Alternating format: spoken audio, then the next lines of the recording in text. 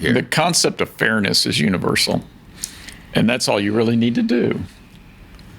If you're doing something that's unfair, like a quagmire. Yeah. no, it's that easy. Do unto others. What about so I would substitute the word liberty for fairness. Okay. I could get on board with that. But fairness is how we interact with each other. You know, in Texas we say, "Don't do no deal you wouldn't give or take either side of." That's kind of like the golden rule, but in Texan language, and that's all you have to know. And if paying a bribe, that's not fair.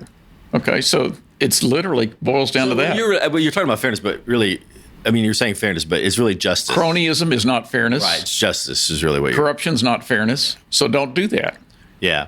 So there's one connotation of that's very popular in current culture of fairness, which is more like, you know, in the context of privilege and helping, you know, giving people something that they wouldn't have had otherwise. That's not fair. But you're talking, but you're using a more classical definition or connotation Do of unto fairness, others, which is really more about justice, right? About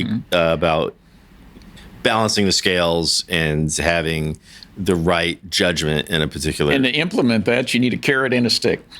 You know, so who carries the carrot and who in the stick? Well, and in Illinois, Who's in charge of the carrot and the stick.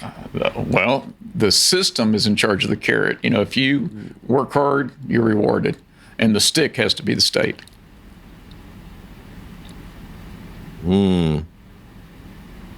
So, But to what level do you make things fair? All levels. I try to be fair in all my transactions. well, like for example, what do you mean, Trev? So, socially or culturally, you know, you want to set people up for success, but how much fairness do you grant everyone? Because if you want to really, because fairness, implementing fairness, you have to, or allowing for fairness, everybody has their own unique privileges and setbacks.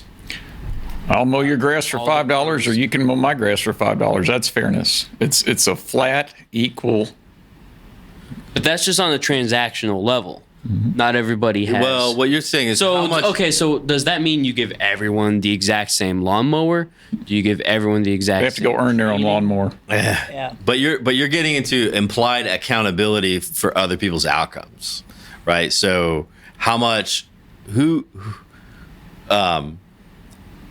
so how there's this line between making everything fair, like you said, on a transactional level, and then getting into, well, we need to adjust things to make it because certain people have been at a disadvantage. So now somebody else needs to take accountability for their outcome to. But I don't think that's what Dan's saying. No, I don't think No, That's not what you're he's trying to unlevel the playing field. That's the opposite of what I want to do. Well, no, but I think what we're saying is there's a prevailing way of thinking in society right now That I disagree with. that you disagree with, that says, is that what you're getting at, Trev? Well, so if you want to level the playing field, what parts?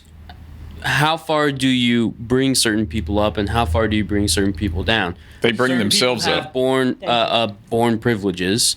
Should those be revoked? Which one should be revoked? If everyone has certain drawbacks, should those all be accounted for by the people who are privileged? But then if you're going to do that, how do you set the standards, and who is setting those standards? Well, being an entrepreneur, I talk to a lot of people, and we're in 33 countries, and this is a conversation I have with a lot of them, and they say that what I've done, I bought a welder, put it in my garage, and built a company with 60 people working in 33 countries.